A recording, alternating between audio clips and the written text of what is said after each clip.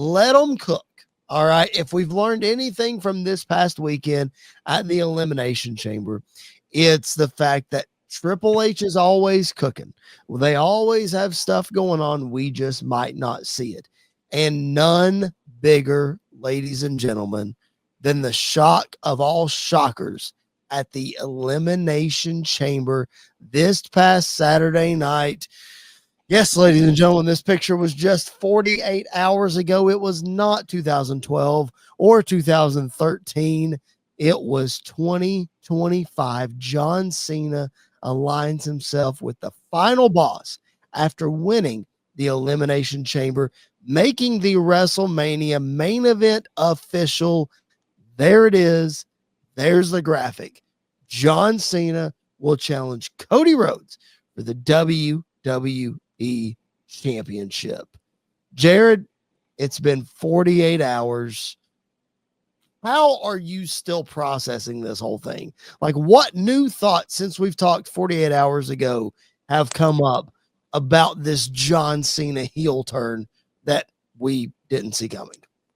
I love how that, like in the graphics of John Cena, he looks like a mad Homer Simpson. Like it looks like he's just smelled a turd. Yeah, and he's standing beside The Rock, and The Rock's trying to smell it. Cena's already smelled the turd. The Rock hasn't yet. That's because, listen, the smeller is, well, not the smellers. The Rock is the one, if you can smell what The Rock is cooking, Cena can smell it, Rock just can't. Right. Like the Nation of Domination skit with Jason Sensation and the Owen Hart nose and, all the things. Okay, we're going off the rails. Get us back on, Jared. Come on. Dude, I mean, I'm so excited that John Cena's a heel. I love whenever that it would like pan out and show all the little kids with their John Cena shirts on, and they were crying and hugging daddy and trying to console their mother and hug onto them. I mean, it really just brought a lot of joy to my heart. So I mean, I want a John Cena T-shirt for the first time in my life. I'm just looking forward, man, to seeing what they do with all this, and like if the story kind of culminates in some big way at Mania, or if the story is John Cena winning, and then now we have to find somebody to get the title back off of him post WrestleMania. So I think it'll be an interesting ride. Yeah, I still don't know how I feel. Like, I've gone back and watched it probably like 100 times now, just to keep watching it, because I'm just so captivated by everything that happened and like everything that took place. It still doesn't seem real, because this is one of those moments that we never thought we would see, like, ever. So like, even to the point where, like, at church on Sunday, people who haven't watched wrestling in years came up to me because they know I watch wrestling. Like, did he really turn into a bad guy? I'm like, yeah, he did. Like, it happened. So yeah, it's just like, it's a thing that like ESPN First Take, one of the first things they talked about was this heel turn. It's all over every major news source, because it's the biggest thing to happen in wrestling like in the last decade, if not more, if not of all time. So like, there's so many things and there's so many layers to it. I think what I'm still really intrigued by is the next chapter of it. Like, the turn itself was fantastic. Yep. What's he going to look like? What's his new music going to be? What is going to be different about heel Cena than babyface Cena? So like, all of that aspect of it, I absolutely love. And the other thing I've realized is Bray Wyatt was always right about John Cena. So like, that promo has been floating around again. And it's like, yeah, Bray was always right. So I think that's another fun part of it. Andy, that leads me directly into my next question here. A lot of people online, as we talk about what's next, a lot of people online are now making the connection of The Rock doing the 1, 2, 3 because he did 3 like this, and John Cena did, 3 like this, which Paul Heyman did in a promo in the middle of the ring on SmackDown as well. He did 1, 2, 3 just like this. Okay. Coincidence? I don't know. The point that I'm about to make is that when we saw this shot at the Elimination Chamber and John Cena locked eyes with The Rock, which is just this terrible face right here, by the way. When he locked eyes with The Rock did the throat slit and then came out with the 2 and then put it away. So we've got 3 We've got 2. Do we have 1? Is there one more thing to unfold here? Is there a third man? Jared, is it Paul Heyman? Is there someone else? What in your mind does all that mean anything? Is it pure coincidence? I What heard do it you was King Mabel. Is what I heard floating around.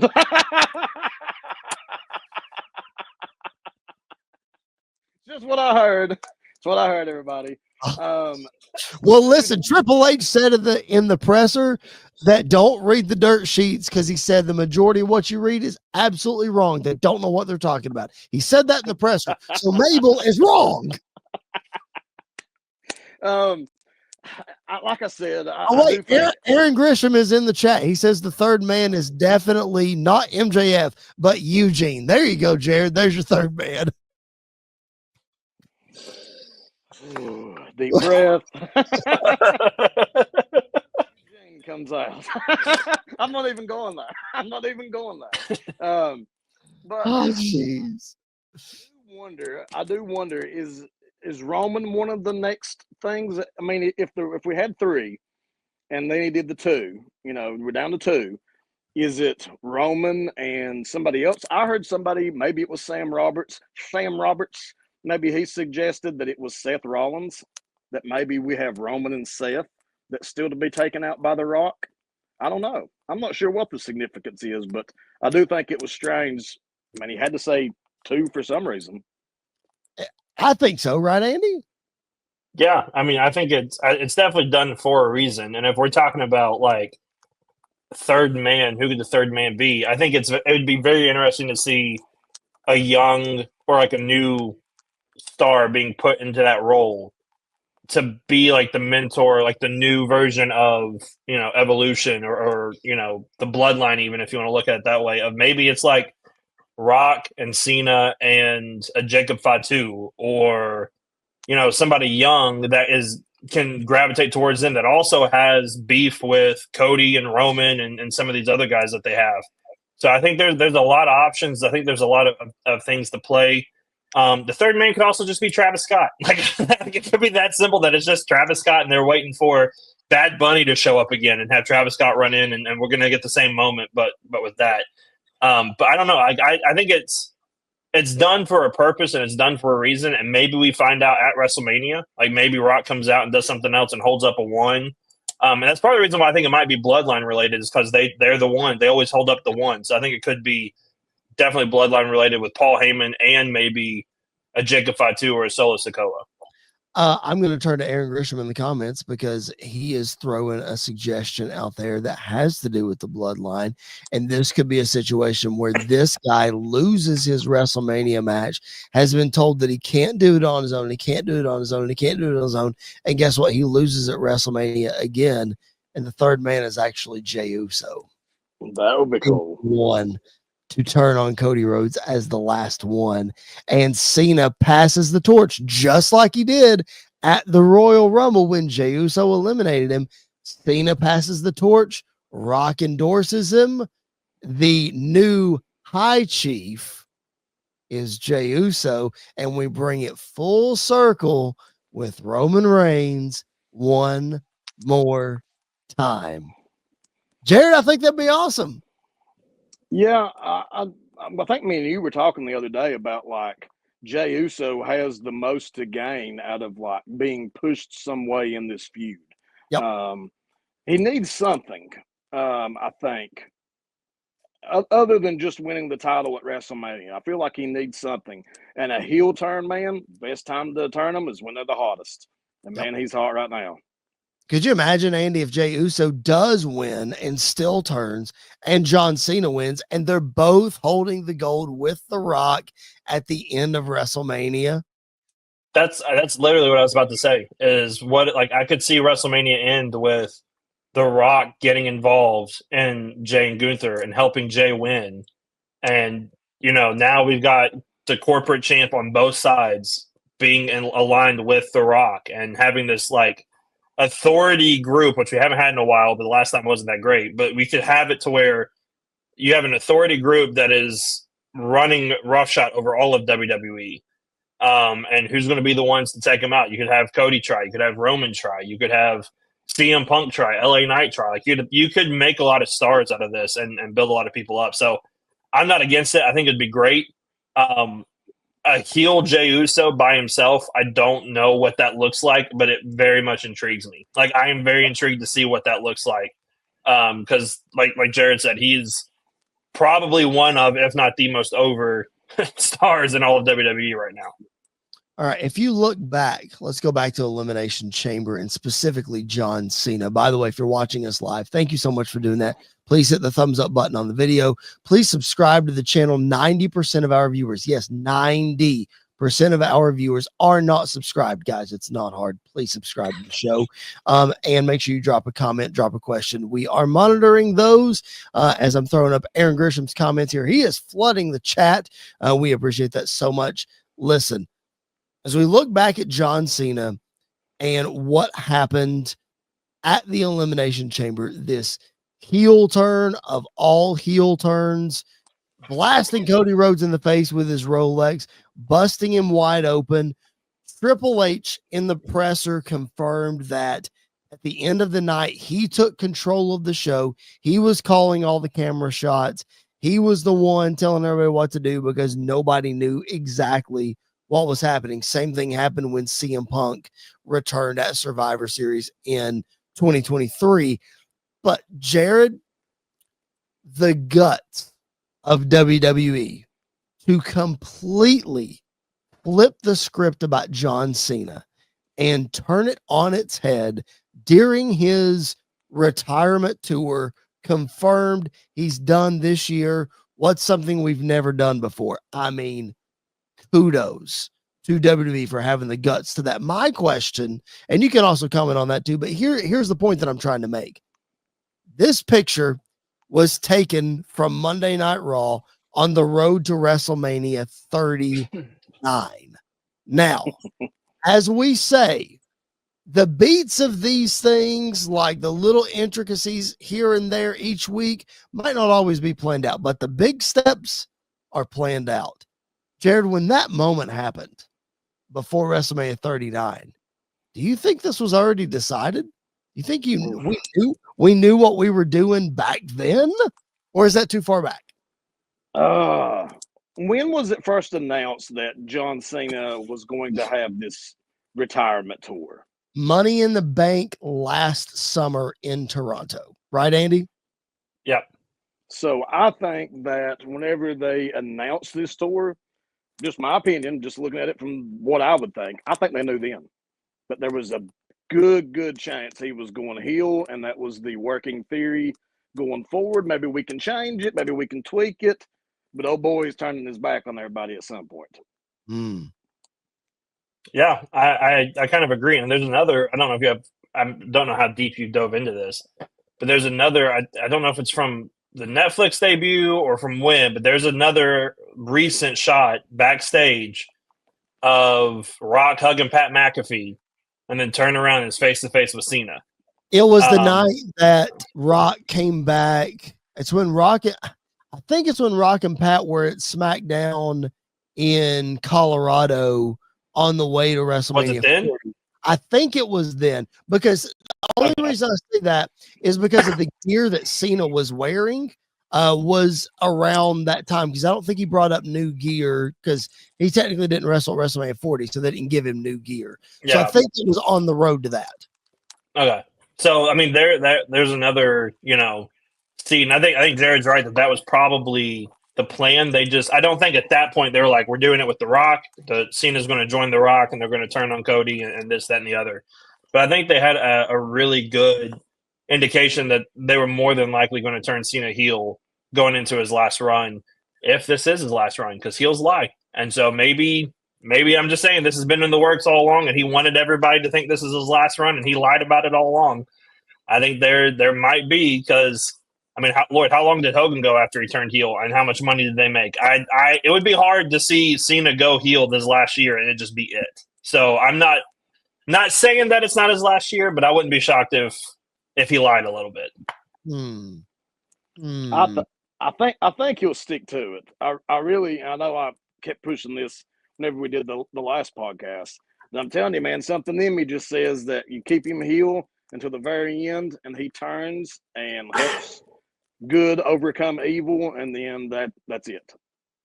Well, he's definitely changing. That's for sure. We're definitely seeing a different side of him already. I mean, we saw the graphic with that smug look on his face.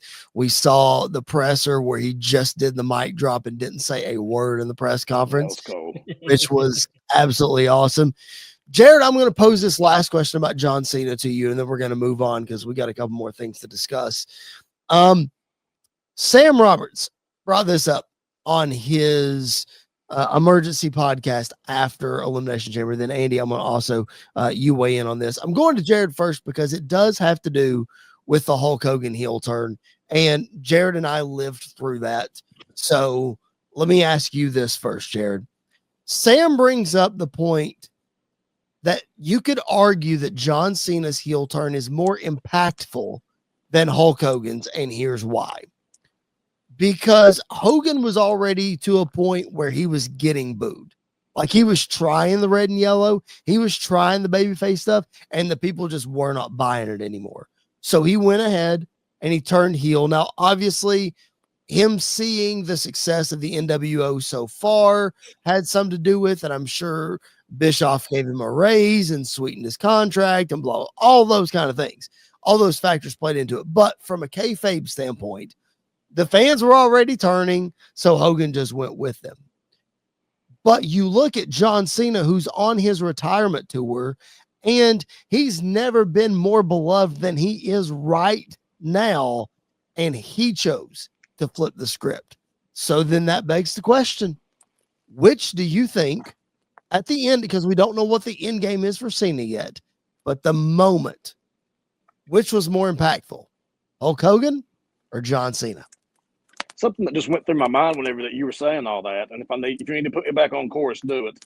But do you remember whenever that John Cena and Roman Reigns were in the ring, and Roman was just absolutely stinking the joint out, and Cena, I mean, was just chewing Roman up? Do you remember whenever he said, if you were any good at your job, I wouldn't still be having to do this as my job? Yes. So think back now that at just the impact of, you have to have somebody who is good enough that whenever you turn Cena heel, you have somebody else, a babyface that's just as big to rely on, which is Cody Rhodes. Mm-hmm. So I don't think we've ever been at a point in time to where maybe it made sense to turn Cena until now. All that being said, to answer your question, dude, I think it's about on equal ground, man. I mean, I think, again, that Cena was this generation's Hulk Hogan, and I don't think it mattered that some people were starting to boo Hulk by the mass. Everybody was still cheering for him. And with Cena, I think it's a completely different story because we booed him almost his entire career. Right. And it's almost like, no matter with John Cena, the story of John Cena has always been, we're going to push against the grain. If everybody wants him to go heel, biggest babyface ever. If everybody wants him to be a babyface, biggest heel ever. So I don't know, man. I think they're equally as impactful. Yeah, I don't know. I don't know if you could put one against the other. Like, it's hard to do that. And I know they both are going to be. And I know we're looking at the Hogan one in 20 with perspective, and we haven't seen all of what Cena's going to be. Right. But just in the 48 hours, it's flipped the wrestling world on its head. So, like, it's got the same impact that the Hogan turn did. Yeah, and like Jared said, like, we even the fans who hated Cena were starting to turn to love Cena because this is his last run, and we're showing him the respect because while yes, he was one of the most pushed people of all time and buried some of our favorites and won matches he shouldn't have won, this and the other, he was still really good. And we loved him and respected him for it now. And then you break our heart and you turn him on us. And it's the perfect time to do it. Like, it was the perfect time to do that. I think if they'd have tried to do this in 2012, 2013, whatever the first Rock Mania was, I don't think it would have had a fourth, like, any of the effects that it's going to have by turning him heel now. So I think it was the right time, the right storm. And like Jared said, like, you're turning the biggest baby face, probably the biggest baby face of all time, like one of the biggest baby faces of all time, if not the biggest baby face of all time, heel. You have to have one person or multiple people in place to take that slack. And you've got Cody, and you've got Jey Uso, and you've got, CM Punk and Seth Rollins. You've got a lot of people that are taking that. Plus, Roman Reigns. Like we forget, Roman Reigns is basically like a babyface now, and so he's going to take a lot of that slack too. So it's weird to talk about Cena as a heel, just as weird as it was to talk about Roman being the heel in 2020 and like the tribal chief character and everything like that. So I think it's going to make the same impact. I think they're both going to be like 1A, 1B. Probably your generation might say Hogan is more impactful. My generation will probably say it's Cena. But when you look at them all like in perspective, they're both amazing. And they're both just so shocking. I will say this, like, I feel like if social media was a thing back in 1996, that Hogan's heel turn would blow up the exact same way that John Cena's heel turn has blown up. And I'm sure that I don't remember exactly, and Jared maybe does, but I'm sure news outlets covered it as well, just like ESPN covered Cena's. I'm sure news outlets covered Hogan's. I will say this. I feel like what John Cena is going to do over the next year is going to be really, really good and really captivating and really entertaining. I'm going to give him that. But more impactful, I'm going to give the slight edge to Hogan, and here's why. When Hogan turned, and we're talking about flipping the wrestling world on its head. When Hogan turned, he had an entire other Hall of Fame career as a heel and the leader of the NWO, and had one of the greatest rivalries of all time in building the Sting character as the vigilante and the warrior for WCW. Because let me tell you, WCW would have been dead in the water had the NWO thing not happened and Hogan not turned heel, because Sting versus the NWO made that company, made it. I'm not saying Cena doesn't have those capabilities, Jared, because clearly he does. I just don't think he's going to get the time or the chance to have that much of an impact. And it's cool too, because you're kind of in the middle of me and Andy. Like, I lived through it and I have a really good memory of it. Andy, when were you born, Andy?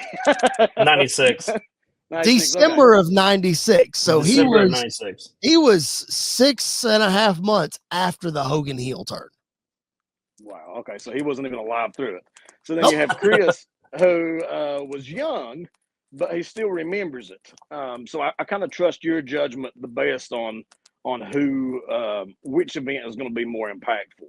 But I don't know, man. It's you look back at all the big moments in wrestling, and these have to be the biggest two events: Hogan and then now Cena.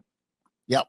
I mean, you could try to make the argument the day that Vince finally left.